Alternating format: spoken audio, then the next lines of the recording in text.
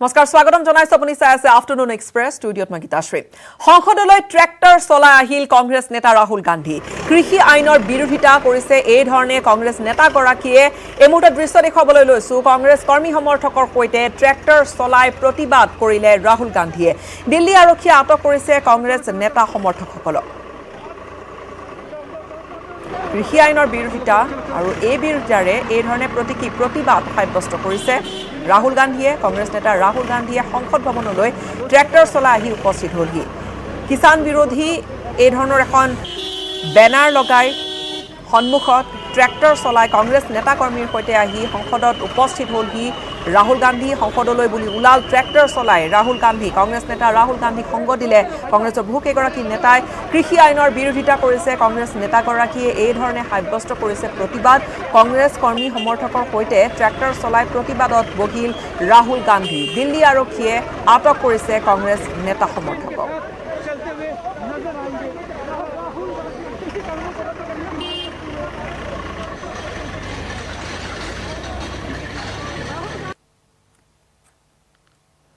Tractor চলাইছে চালকৰ আসনত ৰাহুল গান্ধী হোৱেবাৱে বহুকেইজন কংগ্ৰেছৰ নেতা হাতে হাতে তেওঁলোকৰ প্লেকাৰ্ড আৰু এই বেনাৰ লৈ প্লেকাৰ্ড লৈ কৃষি আইনৰ বিৰোধিতা কৰি সংসদ ভৱনলৈ বুলি উলালে ৰাহুল গান্ধী আৰু লগতে এইসকল কংগ্ৰেছ নেতা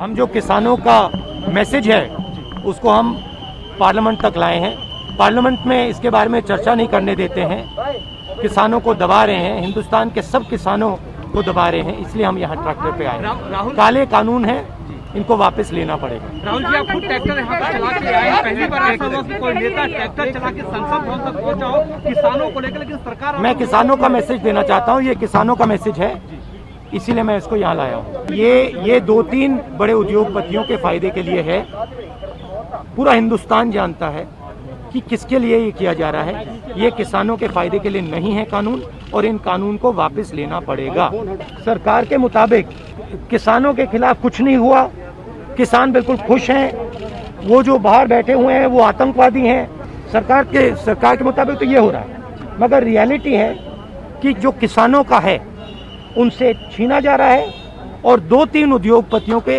हाथ दिया जा रहा है थैंक यू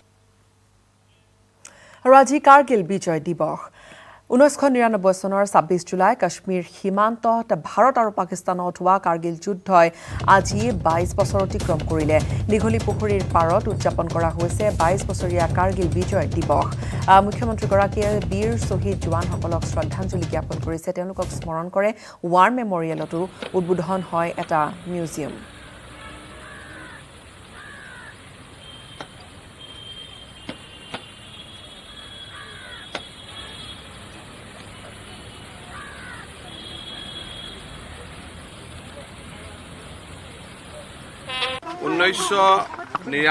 চনত আজিৰ দিনটোতে ভাৰতীয় সেনাই পাকিস্তানক কাৰ্গিলৰ যুদ্ধত ডিচিচিভলি পৰাজিত কৰিছিলে আজিৰ দিনটো ভাৰতীয় সেনাৰ গৌৰৱ সাহসৰ এক প্ৰতীক মই আজিৰ দিনটোত এই দীঘলী পুখুৰী আমাৰ সৈনিক স্মাৰকত আহি কাৰ্গিল বিজয় দিৱসত অংশগ্ৰহণ কৰি নিজকে সৌভাগ্য অনুভৱ কৰিছোঁ শ্বহীদ জিন্তু গগৈৰ পিতৃ মাতৃকো লগ পোৱাৰ সৌভাগ্য হ'ল মই অসমৰ বীৰ শ্বহীদসকলক বিশেষকৈ কাৰ্গিলৰ যুদ্ধত প্ৰাণ আহুতি দিয়া ভাৰতৰ বীৰ শ্বহীদসকলক মই আকৌ এবাৰ অসমবাসী ৰাইজৰ হৈ গভীৰ শ্ৰদ্ধাঞ্জলি আৰু বিনম্ৰতাৰে সৈতে স্মৰণ কৰিছোঁ আৰু মই আশা কৰোঁ যে ভাৰতীয় সেনাই আৰু বহুতো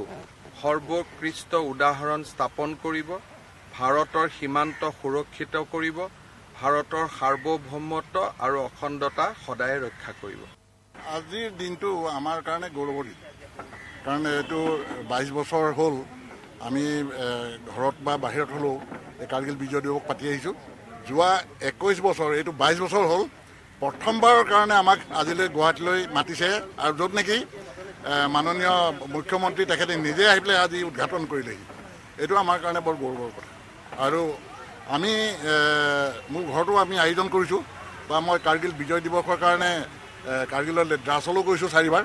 এইটো যেতিয়া নিমন্ত্ৰণ কৰে আমি যাওঁ। আমি সত্য কথা ক'বলৈ গ'লে অত্যন্ত গৌৰৱান্বিত আৰু আপোনালোক সকলোৱে আজি যি আমাক পথ দেখুৱাইছে বা মোৰ দুআষাৰ যি শুনিছে মই সকলোকে নমস্কাৰ কৰিছোঁ। পিতৃ হিচাপে মই মোৰ এটা ল'ৰাক হেৰুৱালোঁ, কিন্তু মই হাজাৰ হাজাৰ তেনেকুৱা ল'ৰা এতিয়া পাইছোঁ। পথটো এতিয়াও আছে, 2 বছৰ ইনাগুৰেশ্যন কৰিলে।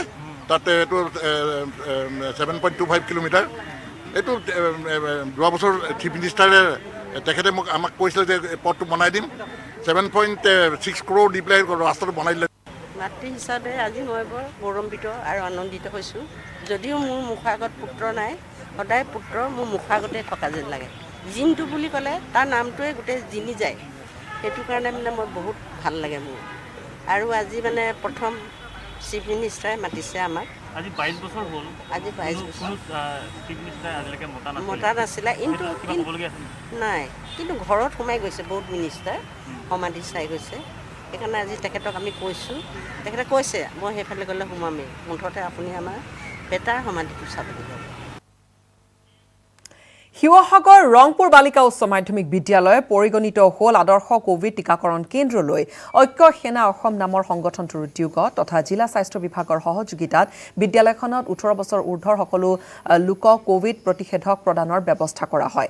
সামাজিক দূৰত্ব বৰ্তাই ৰাখি সঘনাই হাত ধোৱা, চেনিটাইজেশ্যনৰ ব্যৱস্থা, লগতে কোভিড টীকাকৰণ আদি বিষয়বিলাক কোভিড ভেকচিনেশ্যন কেন্দ্ৰটোৰ চৌহদত কেতবোৰ চিত্ৰ, বেনাৰ, প্লেকাৰ্ডৰ যোগেদিও বুজাবলৈ যত্ন কৰা হ'ল উদ্যোক্তাসকলৰ ফালৰ পৰা। ইয়াৰ উপৰিও বাল্য বিবাহ, নাৰী নিৰ্যাতন বন্ধ কৰাৰ আহ্বান জনাই অংকন কৰা চিত্ৰ, প্লেকাৰ্ডো আঁৰি দিয়া হৈছে কোভিড ভেকচিনেশ্যন চেণ্টাৰটোৰ চৌহদত। সৰু সৰু ল'ৰা ছোৱালীবিলাকে যিখিনি এতিয়া চিত্ৰাংকন মই দেখিছোঁ, তেওঁলোকে এৱাৰনেছৰ কাৰণে যিখিনি এতিয়া ড্ৰয়িং আঁকিছে বা সামাজিক দূৰত্বকে আদি কৰি মাস্ক পৰিধানৰ কৰা আৰম্ভ কৰি যিখিনি তেওঁলোকে হেৰি কৰিছে, সৰুতেই এতিয়া তেওঁলোকৰ মনত এই ক'ভিড ভাইৰাছ এগেইনষ্ট আমি কি কৰিব লাগে, আমি স্কেনিঙত দেখুৱাইছে, তাত তাপ জোখা হেৰিৰ পৰা আৰম্ভ কৰি ড্ৰয়িং কৰিছে। গতিকে তেওঁলোকে সৰুতে এতিয়া সেইখিনি ছাত্ৰৰ মাজত সোমাইছে যে ক'ভিড ভাইৰাছৰ কাৰণে আমি কেনেকৈ যুঁজিম এই সৰুতেই। গতিকে আমি ক'ভিড ভেকচিনটো লোৱাৰ পিছতো আমি মাস্ক পৰিধান কৰিব লাগিব, আমি সামাজিক দূৰত্ব মেইনটেইন কৰিব লাগিব, আমি চেনিটাইজাৰ বা হাত ধোৱা, চাবোনেৰে হাত ধোৱা, সঘনাই হাত ধোৱাত আমি বলবৎ কৰি থাকিব লাগিব।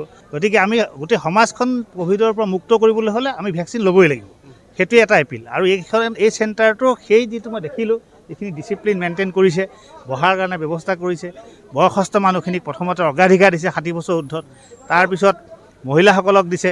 গতিকে এই তিনিদিন ব্যৱস্থা যদি সকলো চেণ্টাৰত হয়, নিশ্চয় আমাৰ এই বেমাৰ-জালিবিলাক নহয়।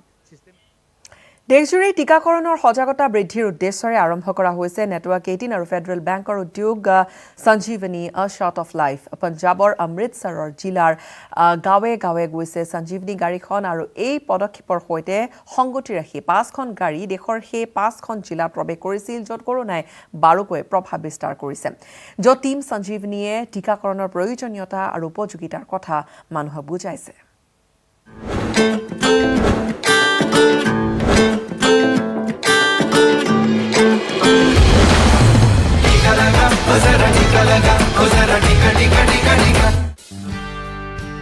মহামাৰী কৰোনাৰ যুঁজখনত এক বৃহৎ পৰিৱৰ্তনৰ প্ৰচেষ্টাত ব্ৰতী সঞ্জীৱনী গাড়ী। যি সঞ্জীৱনী গাড়ী পঞ্জাৱৰ অমৃতসৰ জিলাত কৰোনা ভাইৰাছৰ টীকাকৰণৰ বাবে জনজাগৰণ অব্যাহত ৰাখিছে। টিম সঞ্জীৱনীয়ে 68খন গাঁৱত প্ৰৱেশ কৰি মানুহক বুজাইছে যে প্ৰাণঘাতী কৰোনা ভাইৰাছৰ পৰা ৰক্ষা পাবলৈ টীকাকৰণ কিমান প্ৰয়োজনীয়। সঞ্জীৱনী প্ৰচেষ্টা এক মহান প্ৰচেষ্টা আৰু এনেকুৱা ধৰণৰ পদক্ষেপ সকলোৱে গ্ৰহণ কৰিব লাগে। এই পদক্ষেপে সেই সকল লোকক জাগ্ৰত কৰিব যিয়ে টীকা ল'বলৈ ভয় কৰি আছে আৰু যাৰ মনত এই ভ্ৰান্ত ধাৰণা আছে যে টীকা ল'লে মানুহৰ মৃত্যু হয়। ज्यादातर उनके मन में ये डर है कि टीका लगवाने के 2 महीने के बाद हम मर जाएंगे और ये सरकार की चाल है पॉपुलेशन कम करने के लिए। ये एक मिथ फैल गया है जो कि हम कम करने की कोशिश कर रहे हैं कि मौत टीके की वजह से नहीं होती। টীকাকৰণক লৈ ভয়, শংকা তথা ভ্ৰান্ত ধাৰণা অমৃতসৰ জিলাত এক বৃহৎ প্ৰত্যাহ্বান হৈ থিয় দিছে। স্বাস্থ্য বিশেষজ্ঞসকলৰ মতে পঞ্জাৱত কৰোনাত মৃত্যুৰ ভয় 2.7%, যি দেশৰ অন্যান্য ৰাজ্যতকৈ বহুত বেছি। টিম সঞ্জীৱনী এই প্ৰচেষ্টাত ব্ৰতী যে কৰোনা টীকাকৰণক লৈ মানুহৰ মন মগজুত থিতা পেলোৱা ভয় শংকা তথা ভ্ৰান্ত ধাৰণা জনসচেতনতাৰ জৰিয়তে মষিমূৰ কৰা হ'ব। মই BSFৰ লগত কাম কৰিছিলো আৰু মোৰ টীকাক লৈ ভয় নালাগে। ইয়াত ভয় কৰিবলগীয়া কোনো কথা নাই। সংবাদ মাধ্যমৰ জৰিয়তে এই ক্ষেত্ৰত জনসচেতনতা বৃদ্ধি কৰা হৈছে। সঞ্জীৱনী পদক্ষেপৰ জৰিয়তেও মানুহ যথেষ্ট উপকৃত হ'ব। में कई गांव से कॉल्स भी आते हैं कि आप दोबारा आएं, आप जब आए थे हमारी डोजेस खत्म हो गई थी, और वो लोग भी कहते हैं आप हमारे घर पे विजिट करें, आप हमारे पास आएं, हमें समझाएं, हमारे जो डर हैं डाउट्स हैं वो खत्म करें, ताकि हमारे बड़े जो हैं वो भी टीका लगवाएं।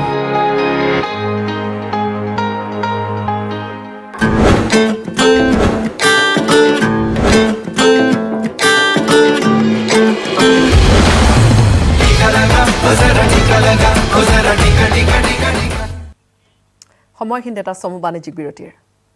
মাইথান ষ্টিল ইমান ষ্ট্ৰং যে 20% কমকৈ লাগে। ষ্ট্ৰং আৰু বুদ্ধিয় মাইথান নিৰ্মাণৰ মানদণ্ড।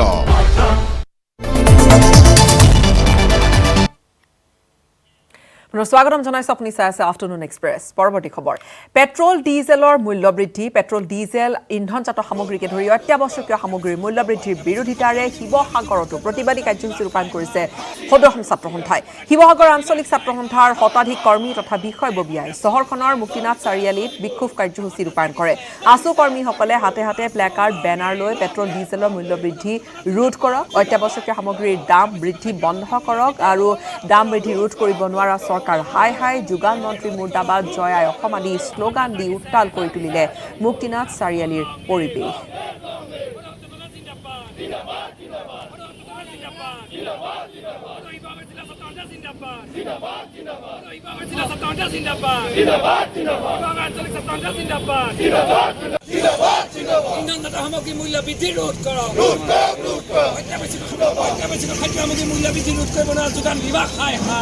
এই সন্দৰ্ভত এক প্ৰতিবেদন আগবঢ়াম আমাৰ সাংবাদিক প্ৰদীপ গগৈ। পেট্ৰল ডিজেলৰকে ধৰি অত্যাৱশ্যকীয় সামগ্ৰীৰ মূল্য বৃদ্ধিৰ বিৰুদ্ধে শিৱসাগৰ আঞ্চলিক ছাত্ৰ সন্থাই তীব্ৰ প্ৰতিবাদ সাব্যস্ত কৰিছে। এয়া দেখিছে শিৱসাগৰৰ মুক্তিনাথ চাৰিআলিত আছুৱে প্ৰতিবাদ সাব্যস্ত কৰিছে। অসম চৰকাৰ আৰু কেন্দ্ৰীয় চৰকাৰৰ অত্যাৱশ্যকীয় সামগ্ৰীৰ মূল্য বৃদ্ধি ৰোধ কৰাত চূড়ান্তভাৱে ব্যৰ্থ হোৱাত আজি তীব্ৰ প্ৰতিবাদ কৰিছে ছাত্ৰ সন্থাৰ বিষয়ববীয়াসকলে। পেট্ৰল ডিজেলকে ধৰি অত্যাৱশ্যকীয় সামগ্ৰী ৰোধ কৰিবলৈ সক্ষম নোহোৱাত আছুৱে শিৱসাগৰ মুক্তি চাৰিআলিত এইদৰে প্ৰতিবাদ সাব্যস্ত কৰিছে। কেমেৰা পাৰ্চন দেখুৱাইছে সামগ্ৰিক পৰিৱেশ, এয়া তীব্ৰ প্ৰতিবাদ কৰিছে। ইয়াতে আছুৰ বিষয়ববীয়া আছে, হয় মই তেওঁৰ পৰা জানিব বিচাৰিম, হয় কি এই মূল্য পেট্ৰল ডিজেলকে ধৰি ইন্ধনজাত সামগ্ৰী আৰু অত্যাৱশ্যকীয় যিসমূহ খাদ্য সামগ্ৰী আছে সকলোবিলাক সামগ্ৰীৰ আকাশলংঘী মূল্যবৃদ্ধি হৈছে। আৰু এই মূল্যবৃদ্ধি ৰোধ কৰি জনসাধাৰণক পৰিত্ৰাণ দিবৰ কাৰণে চৰকাৰ কেইখনে যিধৰণে ব্যৱস্থা গ্ৰহণ কৰিব লাগিছিল ব্যৱস্থা গ্ৰহণ কৰা নাই। দুৰ্ভাগ্যজনকভাৱে ভাৰতবৰ্ষ এনেকুৱা এখন ৰাষ্ট্ৰ য'ত 260% কৰ আৰোপ কৰি থোৱা আছে ইন্ধনজাত সামগ্ৰীৰ ওপৰত, আৰু জনসাধাৰণৰ ওপৰত মাধমাৰ সোধাই তেওঁলোকে উন্নয়নৰ কথা কয়, আৰু জনসাধাৰণক তেওঁলোকে সকলো সময়তে সকাহ দিয়াৰ পৰিৱৰ্তে তেওঁলোকে জনসাধাৰণক মাধমাৰ সোধাইছে। সেইকাৰণে আমি দাবী জনাইছোঁ আজি এই কাৰ্যসূচীৰ জৰিয়তে শিৱসাগৰ আঞ্চলিক ছাত্ৰ সন্থাই আজি এই কাৰ্যসূচী ৰূপায়ণ কৰি আমি মূল্যবৃদ্ধি ৰোধ কৰাৰ ক্ষেত্ৰত চৰকাৰক ক্ষীপ্ৰ পদক্ষেপ গ্ৰহণ কৰিবৰ কাৰণে দাবী উত্থাপন কৰিছোঁ। এয়া দেখিছে যে এই ক'ভিড পৰিস্থিতিৰ মাজতো হাতে হাতে প্লে কাৰ্ড বেনাৰ লৈ মূল্য বৃদ্ধিৰ বিৰুদ্ধে প্ৰতিবাদ সাব্যস্ত কৰিছে শিৱসাগৰৰ আঞ্চলিক ছাত্ৰ সন্থাই। চন্দ্ৰপুৰত ক'লা পতাকা প্ৰদৰ্শন। ডাম্পিং গ্ৰাউণ্ড বিৰোধী মঞ্চৰ উদ্যোগত ক'লা পতাকা প্ৰদৰ্শন। চৰকাৰৰ দৃষ্টি আকৰ্ষণৰ লক্ষ্যৰে ক'লা পতাকা প্ৰদৰ্শন কৰিছে ডাম্পিং গ্ৰাউণ্ড বিৰোধী মঞ্চই। চন্দ্ৰপুৰৰ ৰাজহুৱা স্থানত প্ৰদৰ্শন কৰা হৈছে ক'লা পতাকা। আৰু উল্লেখযোগ্য যে যোৱা 26 জুনৰ পৰা গুৱাহাটী পৌৰ নিগমে বলপূৰ্বকভাৱে ৰাইজৰ প্ৰতিবাদকো আওকাণ কৰি চন্দ্ৰপুৰত জাবৰ জোঁথৰ বা জাবৰ পেলোৱা কাৰ্য আৰম্ভ কৰিছিল। ফলত সোমবাৰে ডাম্পিং গ্ৰাউণ্ড বিৰোধী মঞ্চই ক'লা দিন হিচাপে গণ্য কৰি এনেকৈ ক'লা পতাকা প্ৰদৰ্শন কৰে।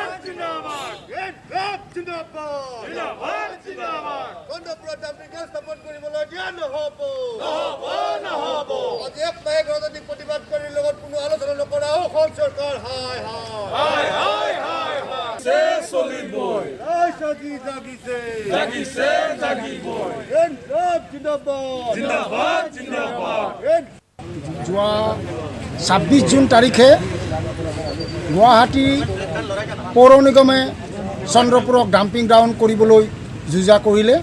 আৰু এই কাৰ্যসূচী আমি বাধা যেতিয়া দিলোঁ তেখেতসকলে আমাক বলপূৰ্বকভাৱে এৰেষ্ট কৰি নি সেইদিনাখনৰ পিছত তেওঁলোকে আমাৰ চন্দ্ৰপুৰত ডাম্পিং গ্ৰাউণ্ড আৰম্ভ কৰি দিলে। এই ডাম্পিং গ্ৰাউণ্ড আমি চন্দ্ৰপুৰত হ'ব দিয়া নাই, হ'বলৈ নিদিওঁ। চন্দ্ৰপুৰত ডাম্পিং গ্ৰাউণ্ড হ'লে চন্দ্ৰপুৰৰ যি নৈসৰ্গিক পৰিৱেশ, যি জৈৱ বৈচিত্ৰ্য, এই জৈৱ বৈচিত্ৰ্য ধ্বংস হৈ যাব। আমি এই জৈৱ বৈচিত্ৰ্য ধ্বংস হৈ যোৱা নিবিচাৰোঁ আৰু আমাৰ উত্তৰ প্ৰজন্মৰ বাবে আমি সদায় চন্দ্ৰপুৰখন সেউজ কৰি ৰাখিব বিচাৰোঁ। আৰু এমাহ প্ৰতিবাদ কৰাৰ পিছতো চৰকাৰে সিদ্ধান্ত বাতিলৰ কাৰণে কোনো ধৰণৰ ব্যৱস্থা গ্ৰহণ নকৰিলে। প্ৰতিবাদকাৰীৰ লগত আলোচনাৰ মাধ্যমেৰে এই সিদ্ধান্ত বাতিলৰ যি ব্যৱস্থা গণতান্ত্ৰিক চৰকাৰখনে কৰিব লাগিছিল তাক নকৰিলে। সেইকাৰণে চৰকাৰৰ মনোতাক ধিক্কাৰ দিছোঁ আৰু আজিৰ দিনটোক আমি এতিয়া কলা দিন বুলি অভিহিত কৰি সমগ্ৰ চন্দ্ৰপুৰৰ ৰাজহুৱা স্থানত কলা পতাকা উৰুৱাই ইয়াৰ বিৰুদ্ধে প্ৰতিবাদ কৰিছোঁ। আশা কৰিছোঁ চৰকাৰে এই প্ৰতিবাদক সেও মানি অতি শীঘ্ৰে সিদ্ধান্ত বাতিল কৰি চন্দ্ৰপুৰৰ ৰাইজক ন্যায় প্ৰদান কৰিব। তেলৰ মূল্য বৃদ্ধিৰ বিৰুদ্ধে সৰহ petroleum and gas workers federation of ইণ্ডিয়াৰ সম্পাদক নগেন চুতীয়া কেন্দ্ৰীয় চৰকাৰে খাটি খোৱা লোকক মাধমাৰ সোধাই মুনাফা লুটি আছে বুলি মন্তব্য কৰিছে নগেন চুতীয়াই। আৰু বৰ্তমান উৎপাদন আৰু পৰিবহণ ব্যয় 1 লিটাৰ পেট্ৰলত 40 টকা চৰকাৰে কৰ লগাই 60 টকাত বিক্ৰী কৰিব পাৰে, কিন্তু ইয়াৰ বিপৰীতে প্ৰতি লিটাৰ 100 টকাকৈ বিক্ৰী কৰিছে পেট্ৰল। প্ৰধানমন্ত্ৰী মোদীয়ে দুখীয়া ৰাইজৰ পৰা কৰ সংগ্ৰহ কৰি অপ্ৰয়োজনীয় কামত ধন ব্যয় কৰাৰ অভিযোগ উত্থাপন কৰিছে। চৰকাৰে ইচ্ছা কৰিলে বুলিয়ে টেক্স লৈ থাকিব সেই কথাটো কেতিয়াও হ'ব নোৱাৰে। কাইলৈ 150 টকা হ'ব, আপুনি 150 টকা দি থাকিব, পৰহিলে 200 টকা হ'ব, 200 টকা দি থাকিব, সেই কথাটো কেতিয়াও হ'ব নোৱাৰে। আমাৰ যিটো নাগৰিক হিচাপে আমাৰ দায়িত্ব আছে, আমি ৰাতিপুৱাৰ পৰা ৰাতিলৈকে আমি টেক্স দি আছোঁ, বিভিন্ন জেগাত GST পে'মেণ্ট কৰি আছোঁ চব আইটেমত। তাৰপিছত আমাক ৰেহাই দিব নালাগে নেকি চৰকাৰে?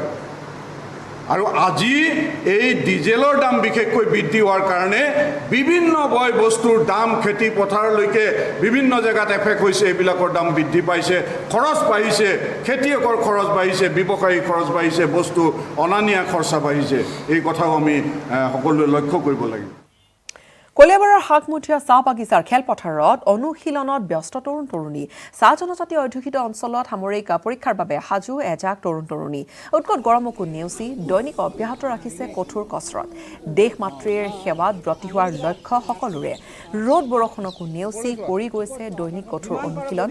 অসম চৰকাৰৰ বিভিন্ন বিভাগত খালী হোৱা বিশেষকৈ সামৰিক বাহিনী নিযুক্তিৰ ক্ষেত্ৰত প্ৰস্তুতি চলাই নিজকে সাজু কৰি ৰাখিছে এই ধৰণে কলিয়াবৰৰ হাকমুঠীয়া কেলিডেন আৰু হাতীগাঁও চাহ বাগিচাৰ যুৱক যুৱতীসকলে। উঠি অহা প্ৰজন্মৰ যুৱক যুৱতীসকল মেট্ৰিক পাছৰ পৰা আদি কৰি MLA-লৈকে পঢ়ি আছে। তেওঁলোকক কিছু কিছু ক্ষেত্ৰত পিছপৰা আমি দেখা পাইছোঁ। সেইকাৰণে ফিজিকেলটো নিজকে নিজে প্ৰস্তুত কৰিবৰ কাৰণে আমি এটা প্ৰশিক্ষণ হিচাপত আমি টিচাৰ দুজন আমি ডিপুৰ পৰা আনিছোঁ আৰু তেখেতসকলক হতুৱাই তেওঁলোকৰ ফিজিকেল মজবুত হয় আৰু ফিজিকেল পৰীক্ষাবিলাকত তেওঁলোকে কৃতকাৰ্যতা লাভ কৰিব পাৰে। যিহেতুকে আমি জানো যে শিক্ষাৰ আন এটা মূল বস্তু হ'ল শাৰীৰিক শিক্ষা, আৰু শাৰীৰিক শিক্ষা থাকিলে সুস্থ সবল নিৰোগী হয়। সেয়ে সকলো দিশৰ পৰা চাই চিতি আমি এইখন প্ৰশিক্ষণ পাতিবলৈ যোজা কৰিছোঁ। আজি এই ফিল্ডত প্ৰশিক্ষণ ল'বৰ কাৰণে আহিছোঁ আৰু লগতে আমাক প্ৰশিক্ষণ দিবলৈ 2জন ছাৰ আহিছে আৰু আমি চাকমুটি ষ্টেটৰ প্ৰায় 60টা আমাৰ ল'ৰা ছোৱালী। ধেমাজিতো জিলা আছুৰ উত্তাল প্ৰতিবাদী কাৰ্যসূচী। মূল্যবৃদ্ধিৰ ৰোধৰ দাবীত এই উত্তাল প্ৰতিবাদ। ধেমাজি সদৰ থানা তিনিআলিত আছুৱে সাব্যস্ত কৰে প্ৰতিবাদ। ইন্ধনজাত সামগ্ৰীৰ মূল্যবৃদ্ধি নিয়ন্ত্ৰণৰ দাবী তুলিছে প্ৰতিবাদী কাৰ্যসূচীৰ জৰিয়তে। লগতে নিত্য ব্যৱহাৰ্য সামগ্ৰীৰ মূল্যবৃদ্ধি নিয়ন্ত্ৰণৰো দাবী উত্থাপন কৰিছে।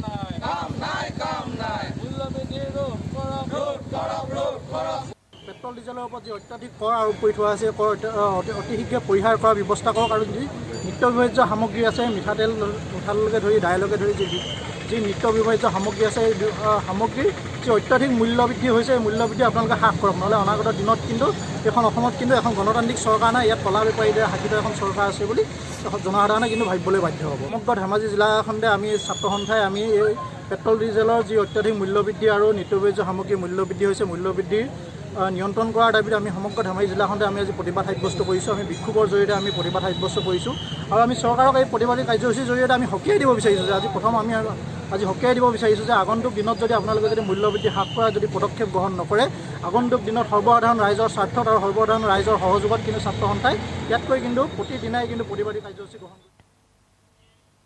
আজি 22 সংখ্যক কাৰ্গিল বিজয় দিৱস 1999 চনৰ আজিৰ দিনটোতে ভাৰতীয় সেনাই দেশৰ অখণ্ডতা ৰক্ষা কৰি কাৰ্গিলৰ উচ্চ শিখৰত বিজয় ধ্বজা উৰুৱাবলৈ সক্ষম হৈছিল চিৰবৈৰী পাকিস্তানক ভাৰতৰ ভূমিৰ পৰা আঁতৰাই পঠিয়াইছিল ভাৰতীয় সেনাই আৰু সেই সময়ত কাৰ্গিলৰ উচ্চ শিখৰত পাকিস্তানৰ বিৰুদ্ধে যুঁজ কৰি শ্বহীদ হৈছিল অসমৰ সুসন্তান গোলাঘাট খুমটাইৰ কেপ্টেইন জিন্তু গগৈ 1999 চনৰে পৰা বীৰগৰাকীক সন্মান জনাই প্ৰতি বছৰে 26 জুলাইৰ দিনটোত উদযাপন কৰি অহা হৈছে কাৰ্গিল বিজয় দিৱস এইবাৰো কৰোনা ভয়াৱহতাৰ মাজতো খুমটাইৰ কেপ্টেইন জিন্তু গগৈৰ বাসগৃহৰ সন্মুখৰ সমাধিস্থলীত উদযাপন কৰা হৈছে 22 সংখ্যক কাৰ্গিল বিজয় দিৱস জাচিংফা লেখিকা সমাৰোহ সমিতিৰ উদ্যোগত পালন কৰা হৈছে কাৰ্গিল বিজয় দিৱসৰ কাৰ্যসূচী বিজয় দিৱসৰ প্ৰথমটো কাৰ্যসূচীৰ অনুযায়ী ৰাষ্ট্ৰীয় পতাকা উত্তোলন কৰে উপায়ুক্ত মৃগেশ নাৰায়ণ বৰুৱাই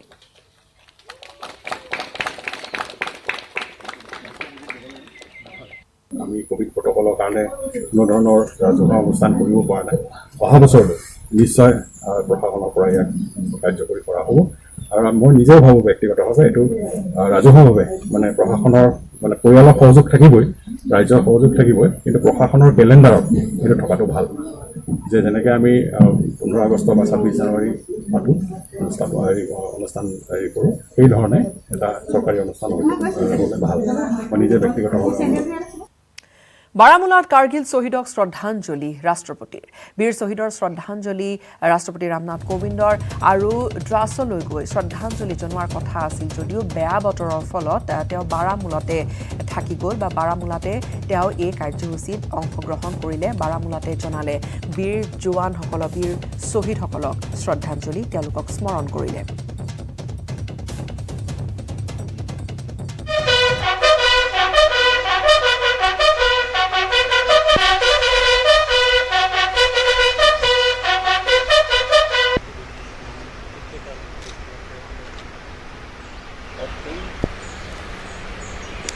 আজি কাৰ্গিল বিজয় দিৱস আমি বিভিন্ন ঠাইত যি ধৰণৰ কাৰ্যসূচী সেয়া আমি দেখুৱাইছোঁ ইতিমধ্যে বাৰামুলাৰ সেই দৃশ্য দেখুৱালোঁ আৰু 22 বছৰ সম্পূৰ্ণ হ'ল কাৰ্গিল বিজয় দিৱসৰ কাৰ্গিলত ভাৰতীয় সেনাই অখণ্ডতা ভাৰতৰ ৰক্ষা কৰি বিজয় ধ্বজা উৰুৱাৰ সেই দিনটোৰ দিল্লীৰ ৱাৰ মেমৰিয়েলত কাৰ্গিল বিজয় দিৱসৰ কাৰ্যসূচী আৰু অনুষ্ঠানত প্ৰতিৰক্ষা মন্ত্ৰী Rajnath Singh army chief general Mukund নাৰায়ণে নৌসেনা বাহিনীৰ প্ৰধান এডমিৰেল পৰমবীৰ সিং বায়ুসেনা প্ৰধান ৰাকেশ বাদুৰিয়াৰ উপস্থিতিত কিছু কাৰ্যসূচী দেখুৱাইছোঁ বীৰ শ্বহীদক শ্ৰদ্ধাঞ্জলি জনাব আটাইকেইজনে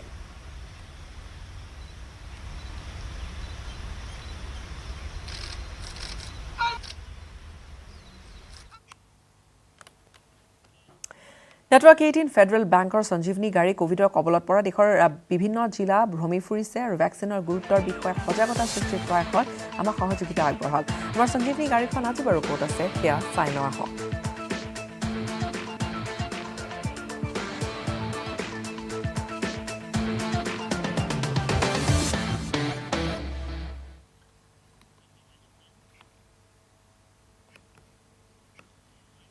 ইয়াৰ সৈতে সময় হ'ল এতিয়া বাতৰিৰ পৰা বিদায় লোৱাৰ ধন্যবাদ মাইথান ষ্টীল ইমান ষ্ট্ৰং